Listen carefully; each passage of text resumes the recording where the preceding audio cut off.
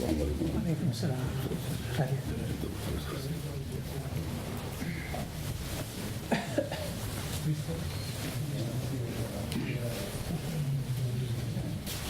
English में ठीक नहीं होगा,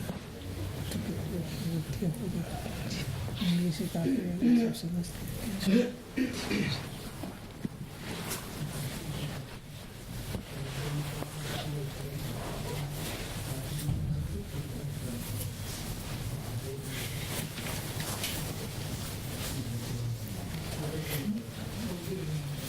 बिस्मिल्लाहिर्रहमानिर्रहीम। नहमदुहु व नुसल्ली व नुसल्लिमु अला रसूलिहिल करीम। अम्मा बादु फ़अऊज़ु बिल्लाहि मिनश शैतानिर रजीम। बिस्मिल्लाहिर्रहमानिर्रहीम।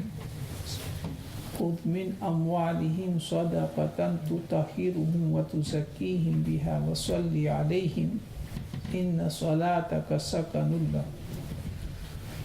इन्नल्लज़ीना आमनू व अमिलुस सालिहाति व अक़ामुस सलाता व आतवुज़ ज़काता लहुम अज्रुहुम इंदा रब्बिहिम वला खौफुन अलैहिम वला हुम यहज़नून। वक़द क़ाल रसूलुल्लाह सल्लल्लाहु अलैहि वसल्लम बुनियल इस्लामु अला खम्स शहादतु अल्ला इलाहा इल्लल्लाह व अन्न मुहम्मदर रसूलुल्लाह व इक़ामुस सलाह व इताउज़ ज़कात वल हज व सौम रमज़ान औ कमा क़ाल अलैहि सलातु वस्सलाम। सदक़ल्लाहुल अज़ीम व सदक़ रसूलुहुन नबियुल करीम। Deen is the name of the commands of Allah Ta'ala. The commands which Allah Ta'ala has given to us, all the commands put together, that is called Deen. We perform Salat, it's a command of Allah Ta'ala. We fast in month Ramadan, it's a command of Allah Ta'ala. We give Zakat, it's a command of Allah Ta'ala. We perform Hajj, we sacrifice, we make qurbani. So these are commands of Allah Ta'ala. Regarding every aspect of our life, we will find the command of Allah Ta'ala. Whether it's an act of ibadat, whether it's an act of transaction, buying and selling, just as there are laws concerning performing salah, there are laws and regulations concerning our dealings also. How to buy, how to sell. So just as we perform salat, and if the salat is performed according to the rules, regulation, we make wuzu, our clothes are packed, our body is packed, then that salat will be valid. And if somebody performs salat but he did not make wuzu, somebody performed salat but his body was not pure, his body was not packed, his clothes were not packed, so outwardly he's performed the salat, but it will not be valid, it will not be correct, and the obligation will not be off his head. So exactly in the same way regarding our other aspect of our life. So Deen is the name of commands of Allah Ta'ala. And the commands of Allah Ta'ala, they are innumerable. No any one person can encompass all the commands of Allah Ta'ala. But out of all these commands, Rasulullah sallallahu alaihi wasallam has categorized 5 commands to be the foundation of Deen and pillar of Deen. The first one, Kalime Shahadat, meaning Iman. Iman means the belief by heart. Whatever Quran Sharif, Hadith Sharif has conveyed to us, what Rasulullah sallallahu has conveyed to us through the Quran Sharif and Hadith Sharif, then to believe that by heart, that is called Iman. There are many articles of Iman, there are many matters of Iman. We believe with our heart, so that is the first one. Oneness of Allah Ta'ala, belief in the angels, belief in the prophets, belief in the life after death, belief in Jannah, Jahannam.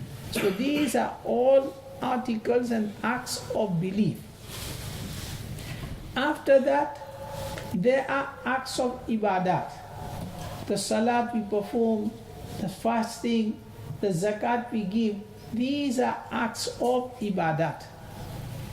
And these Rasulullah sallallahu alaihi wasallam has mentioned to be the foundation of deen. First being salat, 5 times salat first, and giving of zakat, fasting in the month of Ramadan, and performing of Hajj. So these 5 commands, Rasulullah sallallahu alaihi wasallam has categorized them to be the foundation of deen. Alhamdulillah, we're born in a Muslim family, so with the barakat of that, we are born Muslims. And we grow up, we learn about the deen, and our beliefs are according to the teachings of Islam. Practically, alhamdulillah, we perform 5 times salat. When the month of Ramadan comes, we fast month of Ramadan, and zakat also. So zakat is connected with our wealth. Just like any other command of Sharia, it has many masails attached with it. In the same way concerning zakat, there are many masails concerning the zakat. But out of all the masails, inshallah ta'ala, we will try to simplify so it becomes easy for us to understand. So if you understand the answers to 4 questions regarding zakat, hopefully to a great extent we will understand our condition, our situation concerning zakat. So concerning zakat, the first question is, upon whom zakat becomes first? The second question is, on what item of wealth zakat becomes first? The third question is, what is the method of calculating zakat? The fourth question is, who is eligible for taking zakat? To which person one can give his zakat money? So these are the 4 questions. We will try to, inshallah ta'ala, go through them and explain them. So the first question is, upon whom zakat becomes first? So zakat becomes first on a Muslim who is a baligh, sane person, and who has a certain amount of wealth, which is called nisab in Sharia. And a 1 year passes on that wealth, so at the end of the 1 year, zakat will become first on that person. So the first condition, he is a Muslim. For any act of ibadat to be valid and for it to be correct, that is the first condition, that he is a Muslim. Alhamdulillah, all of us sitting here, we are Muslims. The second condition, he is a mature baligh person. Mature baligh person, when a boy, he needs a first ghusl, then from that time he becomes baligh. All the command of Sharia starts to apply upon him. In the same way, a girl, when she has a monthly period, when her monthly period starts, then she becomes mature, she becomes baligh, and all the commands of Sharia apply upon her. A girl can become baligh at the age of 9, meaning at age of 9, if a monthly period starts, then she will become baligh. A boy, he can become baligh at the age of 12. So someone who is 12 years of age and he needs a first ghusl, then he has become baligh, and all the commands of Sharia will apply. The salat will become first upon him, the fast will become first upon him. If he has certain amount of wealth, then zakat will become first upon him. So this is a second condition. The third condition, he is a sane person. Sane person who understands the commands of Sharia. Because to fulfill the commands of Sharia, one needs to understand them. For that, he needs an understanding mind. So a person who is a mad person, who is an insane person, who does not understand what is salat, who does not understand what is wuzu, what is ghusl, what is fast. So when he does not understand it, actually he will not be able to fulfill it. So the third condition, he is a sane person. All of us sitting here, that's a third. So if somebody is insane, he's out of his mind, and somehow he has wealth, then zakat will not be taken from his wealth. In the same way, such a person, salat is not first upon him because he does not know what is salat. He does not know how to perform salat. So the third condition is he is a sane person. The fourth condition is he has certain amount of wealth. So in Shariat, that is the scale which is called nisab. So in Shariat, there are two nisab. One is silver, the other is gold. The silver is 612 grams. So if someone has 612 grams of silver and the gold is 67 grams, 87 grams. So if somebody has 87 grams of gold or somebody has 612 grams of silver and he possesses that for 1 year, then at the end of the year, zakat will become first on that person. So at the moment, the price of 612 grams of silver is around 240 pounds. So to make it easy, I will just say the figure 240 pounds. So if somebody has 240 pounds and a year has passed on that 240 pounds, then at the end of the year, zakat will become first on that person. So this is the answer to the first question. Zakat becomes first on a Muslim who is a mature person, who is a sane person, who has 240 pounds or more. At the end of the year, zakat will become first on that person.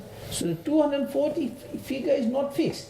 The actual figure is 612 grams of silver. So whenever you have to pay zakat, you have to check what is the price of 612 grams. Whatever is the price of 612 grams, then that amount is a scale. That amount is nisab. So if you have that amount or more, then zakat will be first upon that person.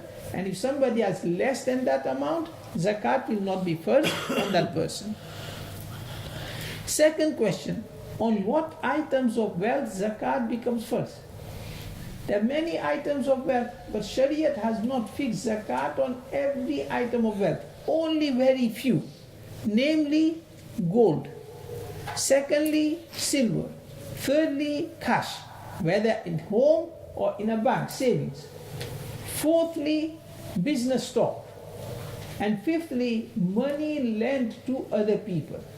So these are the 5 items of wealth upon which zakat becomes first. Beside that, there's some land produce which is called ushur. That whatever is grown from the land, whatever, then upon that there is a certain amount also. But here we don't have land, so it does not apply to us. In the same way, there is zakat on animals also. But again, we don't have animals here, so we do not need to mention it. So in our situation, the zakat is first who has any of these 5 items of wealth: gold, silver, cash, business stock, and money lent to other people. So these are the 5 items of wealth in our condition, in our situation, upon which zakat becomes first. Business stock is any item which is bought and at the time of buying is bought with the intention of selling. That is called business stock. So whoever buys anything and at the time of buying his intention is to sell that item, that is a business stock, zakat will apply on that. Somebody is a shopkeeper, so he buys his item for selling, so all the items which are for selling, that will be business stock. In the same way, somebody trades in cars, he buys cars with the intention of selling. So all the cars, the business stock, zakat will apply on the value of the cars. Somebody, he trades in homes, he buys homes, not builds homes, buys, is connected with buying. So somebody, he bought a house with the intention of selling it further. So that house, the total value of that house will be a business stock. Somebody bought a plot of land with the intention of selling it. When he bought that land, his intention is to sell it further on. Then that land is a business stock. So anything which is bought and the time of buying, his intention is to sell it, then that is a business stock. The zakat will apply on the value of that item. So beside these 5 items, there is no zakat on any other item of wealth. The house we live in, there is no zakat upon it. Somebody has more than one house, and the other one is just spare extra, or he's rented it out, still there is no zakat on that rented house. Whatever income he will acquire, that will go into his cash, and zakat will become due upon the cash, not the house itself. The cars we use, there is no zakat upon that. The furniture we have in the house, the shop itself, there is no zakat on the shop. If somebody owns a factory building, there is no zakat on the factory building also. But in our situation, the zakat is only of these 5 items of wealth: gold, silver, cash, business stock, and money lent to other people. So this is the answer to the second question, on what items of wealth zakat becomes first. So these are the 5 items upon which zakat becomes first. Third question, what is the method of calculating zakat?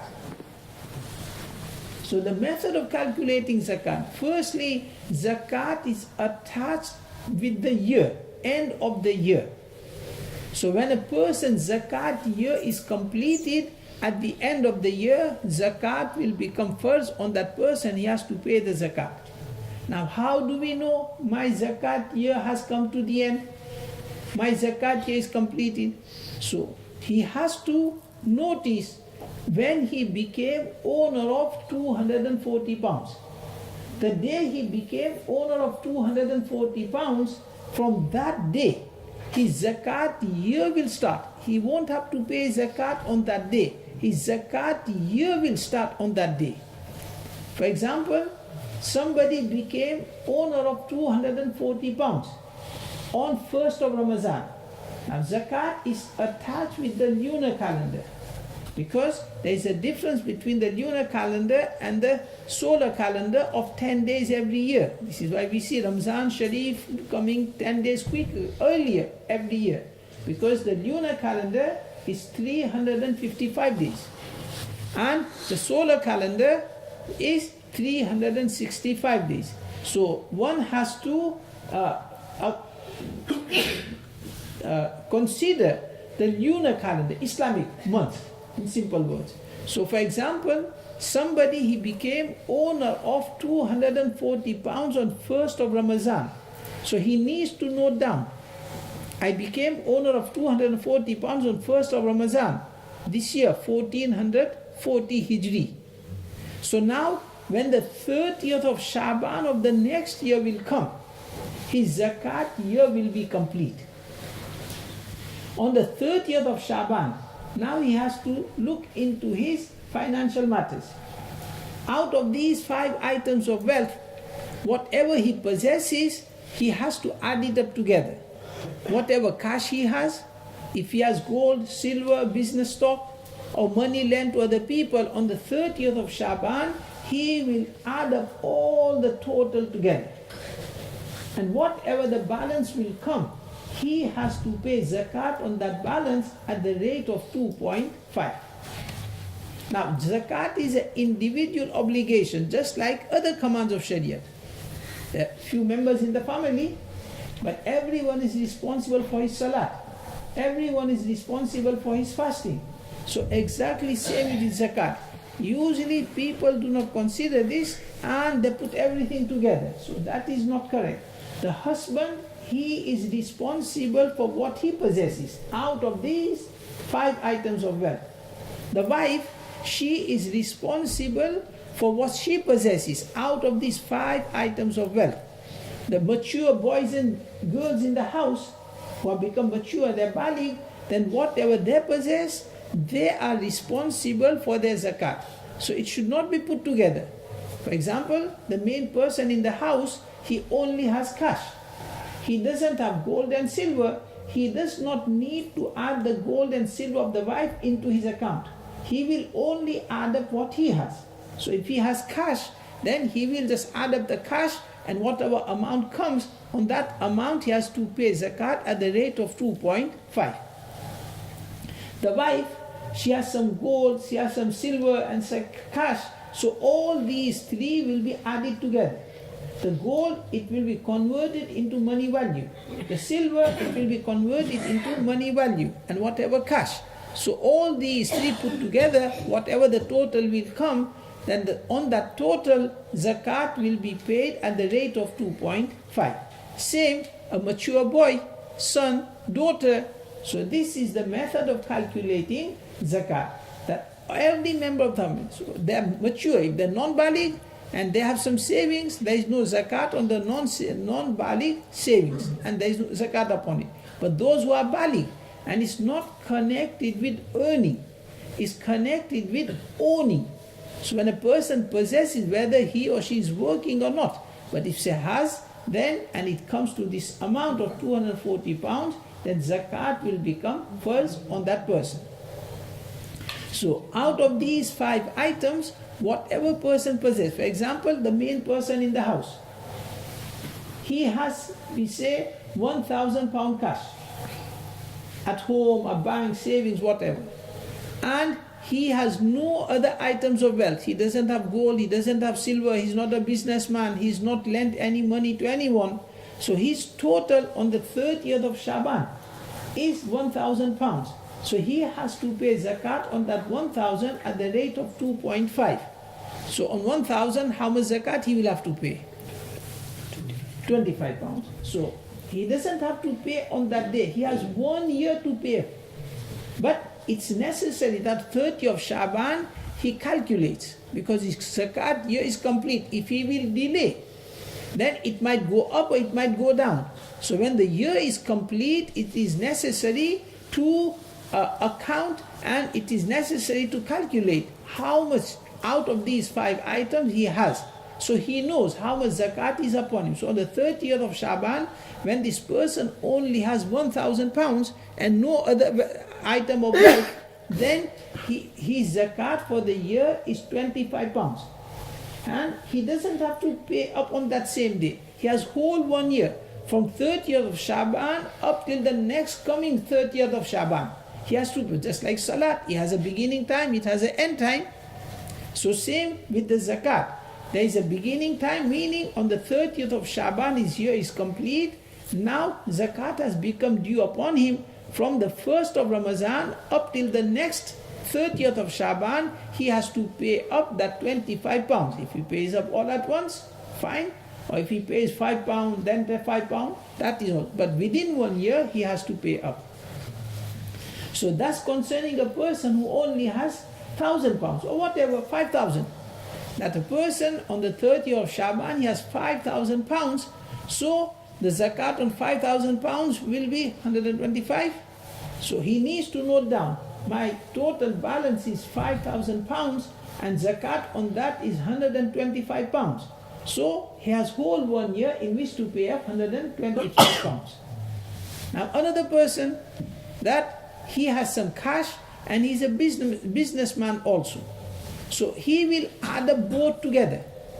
For example, he has 1,000 pound cash and he's a businessman, he's a shopkeeper, and he has goods in his shop for sale which is worth 4,000 pounds at a selling price. So whether the person is a grocer, he sells grocery and vegetables and fruit, or he's a draper, he sells cloth, or whatever. So all the items which are for sale, the selling price will be put together. He doesn't need to do everything individually. Estimate is sufficient, because everybody knows how much stock I have in my shop. So for example, this person has 1,000 cash and he has 4,000 business stock. So his total is how much? 5,000. So he has to give zakat on the 5,000. Now another person that he has some cash, he's a business stock, he has some business stock and he has lent money to other people also. So the giving person is responsible for paying zakat on the money he has lent to other people. So for example, he has 1,000 cash, 4,000 business stock, and he has lent 5,000 pounds to other people. So his total is how much? 10,000. So he has to pay zakat on 10,000 at the rate of 2.5, which will be 250 on 10,000. So he needs to note down that my zakat for this year is 250 pounds. And within the year, he has to pay up that amount. So that's the method of working zakat. Now, the wife in the house, she has some gold, she has some silver, she has some cash. For example, she has 1,000 pound cash and she has gold 3,000 pound worth. And the gold, it will be calculated at the market price. So whatever gold she has, then she needs to weigh it up, and whatever is the value of that gold, that will be put into her balance. So for example, she has 1,000 pound cash, 3,000 pound worth of gold, and 1,000 pound worth of silver. So her total is how much? 5,000. So here again, her zakat will be 125 pounds. Now, person who has the wealth, he or she is responsible for paying the zakat. So in this case, the wife, she is responsible paying her zakat. Now, she can give zakat from whatever she possesses, but if the husband gives on her with her permission, then it will be paid. But whosoever will pay, he will get the sawab. But the obligation will fulfill on behalf of the wife also. Same applies with the children in the house who are baligh. So for son, for example, whatever he has, out of these 5 items, it will be added together, and then whatever is the total, on that total zakat will be given. Same with the girls in the house who are young, mature, and if they have gold, silver, cash, it will be added together and they are responsible for paying their zakat. So this is the method of calculating zakat. Out of these 5 items, whatever a person possesses, it will be added up. It will be put together. And then whatever the total is, on that total, the zakat will be paid at the rate of 2.5. So no matter how much, sometimes people say, our business is so vast that we can't calculate. That is wrong. Right? Everything can be calculated. So no matter that, whatever is for sale, trade, then the market value of that will be counted, and upon that zakat will become first. Now one more masla is regarding that this person, he has debt upon himself. One is he has given debts to other people, so that will be taken into consideration in his balance. But another is he has taken debts from other people. So regarding that, the masla is, whatever is a person's balance, out of that balance the debt will be subtracted. After subtracting the debt, whatever is the balance, the zakat will become due on that balance. For example, somebody has 10,000 pounds balance, but he has 5,000 pounds debt upon him. So the 5,000 will be subtracted, so his total will be how much? 5,000. So he will not pay zakat on 10,000, he will pay zakat on 5,000. So that is a simple masla concerning debt. That if a person has taken debt from people, then that debt will be subtracted from his total amount, and whatever is the balance after subtracting the debt, then he will have to pay zakat upon that. Now the debt, there are 2 types. One is a private debt, which a person has acquired from his family members, friend, etc. So such a debt, total amount will be subtracted. The other type of debt which a person takes from a bank in a form of loan, mortgage, so firstly, it is not permissible because it involves interest dealing. Taking of interest is not permissible, is haram, and giving of interest is also haram. So in itself, that indulging in interest dealing, whether for personal matter, business matter, whatever, according to Sharia, it's a haram fail. It's not permissible. But nevertheless, people do indulge in it. People do take interest loan, interest mortgage. So that is also debt upon the person. Now regarding that, the masla is, for example, somebody has taken 50,000 pounds of mortgage. So he will not say, I have 50,000 pound debts of the bank and my balance is 10,000 pounds, so my debt is more than my balance, there is no zakat upon me. It does not work like that. Because the bank loan is conditional. He does not have to pay within 1 year. it's a long-term loan. It's a long-term in which he has to pay it up. For example, somebody took £50,000 loan or mortgage, and he has to pay up in 10 years' time. So the 50,000 will be divided over 10 years. So when we divide 50,000 over 10 years, the 1 year debt will be how much? 5,000. So he will count his 1 year debt of the bank to be 5,000, not 50,000. So if he has a balance of 10,000 and he has 5,000 of mortgage for 1 year, so he can subtract 5,000 from 10,000, so his balance will be 5,000. He will have to pay zakat on 5,000, and this is how it should be calculated. Same with a businessman. That somebody is a businessman and his total, his cash and the business asset will not be calculated separately. He will not do that. He calculates his personal savings separately and he calculates his business stock separately. No. In Sharia, the person is responsible. So everything will be put together all at once. He will not separate, this is my house money, this is my savings, this is my business money. No. In Sharia, the person is responsible. The money in the house, he is the owner of it, and all the assets he has in the shop or factory, he is also owner of that also. So it will all be put together. So for example, somebody, whatever he has at his house and his business stock, it comes to £10,000.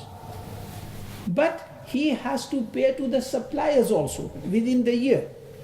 So he has to pay to the suppliers, say £5,000.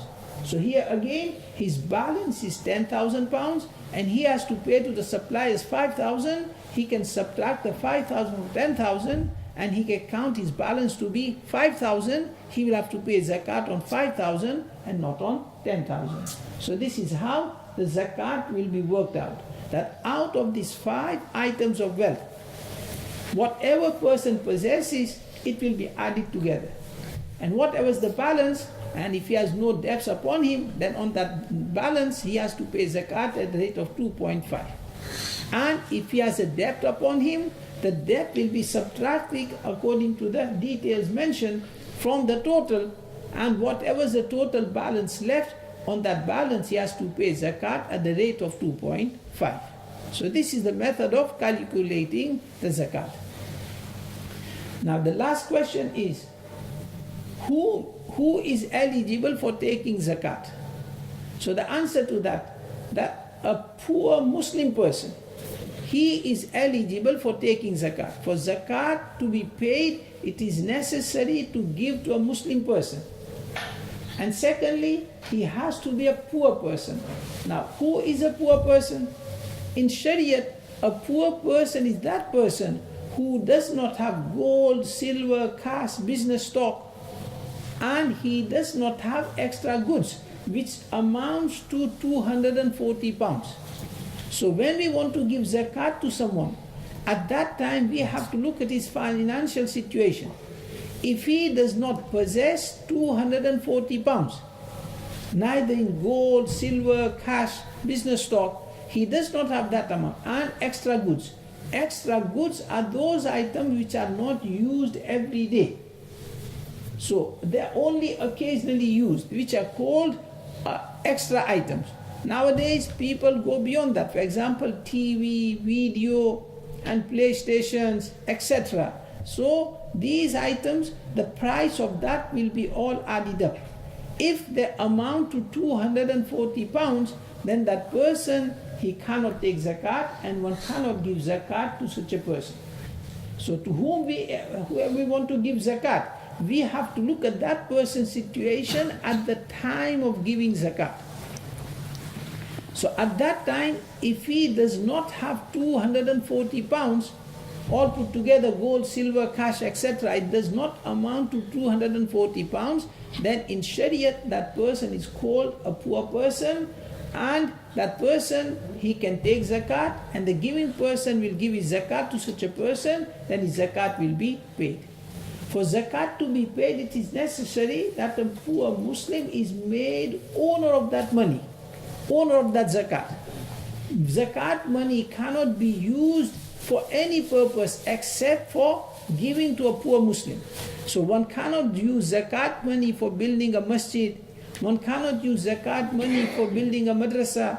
One cannot use zakat for paying the wages of the ustads in the madrasa. One cannot use the zakat money for making the water well, etc. Long as the money is not given to a poor Muslim, the giving person zakat will not be paid. So this is the mas'ala concerning who is eligible for taking zakat. So any Muslim person and who does not have 240 pounds, whether gold, silver, cash, everything put together, then such a person is a poor person. One can give zakat to such a person, and giving person zakat will be paid. So alhamdulillah, these are 4 questions. These have been answered. First, upon whom zakat becomes first. Secondly, on what items of wealth zakat become first. What is the method of calculating zakat? And fourthly, who is eligible for taking zakat. Hopefully people will have understood. If you have any questions, you can ask concerning zakat. So like you said, some people have it, like a poor person, but he has extra things like a TV. These days, actually, you can count as a mobile as well. The ladies in Pakistan, like example, any country, the lady, poor ladies, she work at a home, people's home, but they have a worth of 10,000 rupees, for example, a mobile. He's using a thing like this.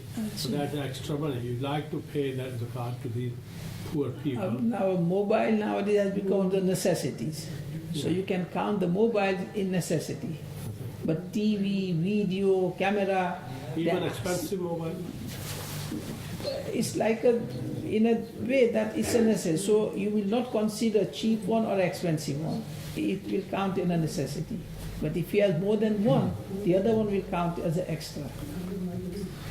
If somebody buys a piece of land for investment, but there is no time limit when he's going to sell, like, he buys it for children, then when they grow up and, use it for them. Intention is when you buy, if your intention is, I'm going to sell it, then it becomes a business property. Right. Then zakat will become due on that property.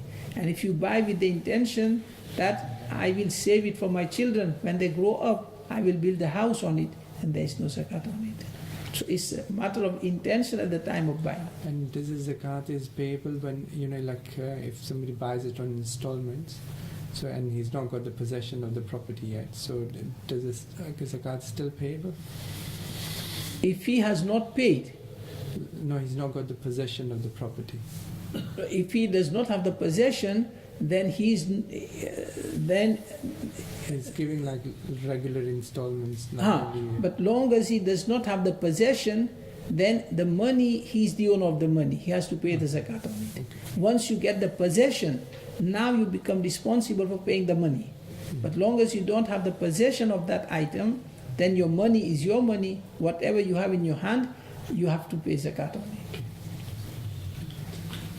Exactly for explanation. You mentioned one point about property, and if you have a property for rent, so you don't have to pay zakat on this. No, on that property you don't pay zakat. But this is a property that you're using as a business investment. No, business is for selling. In Sharia, when it's for selling, then. But if it's not for sale, then... Even though this is financial gain as well. Yeah, but the money you will acquire, that will go in your cash, and you give zakat on that. So you don't give on the capital? No. Okay. What about different charities? They pay zakat, collect zakat for hospitals, and they say we will give it to treatment of poor people, and they're different expenses like medicine. But we are completely blind whether they give it to a really needy person or not. So what is it? As I mentioned, zakat will only be paid when the zakat money or item is given to a poor person, he's made owner. For example, a poor person, he needs a medicine of 500 rupees. So you buy 500 rupees worth of medicine and you give that medicine to that poor person, then the 500 rupees zakat will be paid. Yeah, but we don't know. We have given... That is a giving person responsibility. It is his responsibility whether his money is used in the right channel or not. So that is his responsibility. He should make himself satisfied. If not, don't give. Yeah, it is very difficult to investigate. They have given it to the right But person. no, it's the giving person. So don't give then. Give lillah. And zakat will only be paid when a poor person is the owner of the money or item. If by giving the item, that amount of zakat will be paid also. But if we give too much zakat to one person, he becomes nisab. But this is when you have to give it's makruh to give one poor person so much that he becomes sahib nisab. That is also, you give 240 pounds to one person, the zakat, giving person zakat will be paid, provided that person is eligible. But it is makruh. Well, I've got a question. Let's say you lend somebody money, right, with the intention that he's going to give you back the money, but then you realize that you're not getting the money back. Do you still have to pay? Right? When you reach such a state that you say that money will not come back, from then on you don't have to pay zakat. Yeah. And afterward, if above the years he gave you the money back, Then you have to give from the time he has given to you. A lot of Muslims pay into committees where they get together. Pardon? A lot of Muslims pay into committees where they get together and they have the committee. I don't know whether you know what I mean, but that money you paid into that committee, you know, is zakat payable on that? Yes, it's amanat. So it's like a saving, what you put in the bank. So that is a saving, this is also saving. So whatever amount you have paid, for example 100 pounds, then zakat will be payable. You count that 100 pounds in your balance. Even though they have rules saying that you can only take out at a certain time. Yes, but That yes, is like yeah, a because saving, the is it? money is the paying person's money, so he has to pay zakat. It's still your property. So, if someone's paying into a private pension, do they pay any zakat on that? What's the meaning of private pension? To work associated pension or employment pension? And firstly, the masla concerning pension is if it's optional, then it's not permissible. Because whatever you will pay, they will give you more than what you paid. So what they pay on top of that, that is interest. So just like you put in a bank and they give you the extra, that extra is interest, same is here also. If it's statutory, like a government, then it's not in your control. But if it's a private, it's optional, then whatever you receive on top of what you paid, that is interest. You cannot use it for yourself. You have to give it to the poor people who are eligible for zakat. So that's the first masla. Secondly, whatever you have put, see, that's your money, it's like a saving, you have to give zakat on that also.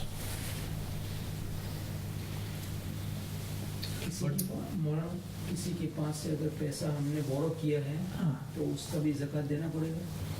पैसे लिए हैं किसी के पास से लिए हैं नहीं तो लेने वाले के ऊपर ज़कात नहीं होगी, जिसने दिए हैं उसके जिम्मे होगी। क्योंकि उसकी कैश है ना, हाँ, देने वाले, कैश तो उसी की है। हाँ, देने वाले की। हाँ, देने वाले कैश, उसने लैंड की है कैश की। ये वर्ड they call national, जी, the word they call national insurance contribution, insurance. हाँ, There is a word they call national insurance contribution. हाँ, So that is also one type of the insurance. Isn't it? हाँ, यानी एक तो है कि हुकूमत की तरफ से जबरी, हाँ, तो उसमें इंसान मजबूर है, मजबूर। तो लिहाजा उसकी जो है वो चूँकि उसके हाथ में आने से पहले ही काट लेते हैं, तो वो और है, और एक अपने इख्तियार से, ये दोनों में फ़र्क है। Someone going for Hajj and paid £1,000 deposit and he's got to pay another £5,000 Yes. and the year's already passed. So that £5,000, does he still need to pay zakat on it? No, if he's paid in advance, for example, in this case, then whatever he has paid in advance, he does not have to pay zakat on that. But Because the paid- rest he needs to pay. Yes, the rest, if he's in his possession, he has not given to the agent, and when his zakat year is complete, and he has that amount in his possession, then he has to give zakat on that. What about the tax from the salary? You get the salary, tax is deducted. So that amount which has already been taken out from the salaries, like the tax, so we don't pay anything. No, whatever they're taken out is not your money now, so you don't have to pay on that. So, you mentioned about the giving to charity. Many charities collect zakat money. They say we accept zakat money. So in this country, what I understand what you said was that you should give it to somebody who. No, it's the giving person responsibility that his zakat money reaches a poor person, he's made owner of that money. So when we give to charities who say that we accept zakat money, we will give it on your behalf, that responsibility is not fulfilled. If they give to a poor person, then the giving person zakat will be paid. And if they have not given to a poor person, they've used in other causes, then the giving person's zakat will not be paid. So it's a giving person's responsibility to satisfy himself that my money has gone to a appropriate person. So we can't do that 100%. Then don't give. So they say we will give it to the. But they're saying is something, it's your responsibility. The next question is then in that case, a lot of people in this country give money to charities like that who say we 100% donation policy. And what do we do in this situation if we don't give the giving person is responsible that the money reaches a poor Muslim person, he's made owner of the money or the item. So if he is satisfied that my money has gone to such a person, then his zakat will be paid. If he's not sure, then he should not give. So how should we, in this country, how do we discharge zakat then? Now, मैं तो यहाँ मसला बयान करने बैठा हूँ. My responsibility to show you the masla. Now it's your responsibility to implement it and act according to it. Ulama आते हैं तो वो मतलब है कि वो वकालत की एक किस्म की हाँ तो फिर ये देने वाले की जिम्मेदारी The है. charity takes the responsibility that we are responsible that it will be given to a poor person. अगर गरीब आदमी को उन्होंने दे दिया तो ज़कात अदा हो जाएगी, लेकिन तो फिर नहीं तो इस बहरहाल तो उसका तो मसला ये है कि अगर उन्होंने गरीब को नहीं दिया और उसके अलावा किसी और चाहे नेक काम में भी खर्च कर लिया तो वो देने वाले की ज़कात अदा नहीं हुई, वो जिम्मेदार है वो दोबारा उस शख्स को वैसे वापस करने का. मसला यहाँ तक है. So what happened, Maulana, in that if that we've been given to charity for 5 years? देखो मेरा काम है आपको मसला बताना. I've informed you of the masla. Now it's your responsibility. You act according to it. No, ठीक है वक्त करीब हो रहा है. ठीक. Same case in Darul ji. Darul it's the same case. मैंने वो तो खैर हर एक अपना अपना जिम्मेदार है कि भाई गरीब आदमी के हाथ में पैसे पहुँचे या पैसों की मिकदार का माल पहुँचे, जब देने वाले की ज़कात अदा होगी वो देने वाले की जिम्मेदारी है. ये तो तकवे के ऊपर देखता है आदमी, उसके अंदर देखता है कि आदमी के लिए वाकई ये तो मसले की बात है, मसले को कोई करना ही तकवा है. बहुत सारे हैं. سبحان الله وبحمده سبحانك اللهم وبحمدك نشهد أن لا إله إلا أنت نستغفرك ونتوب إليك.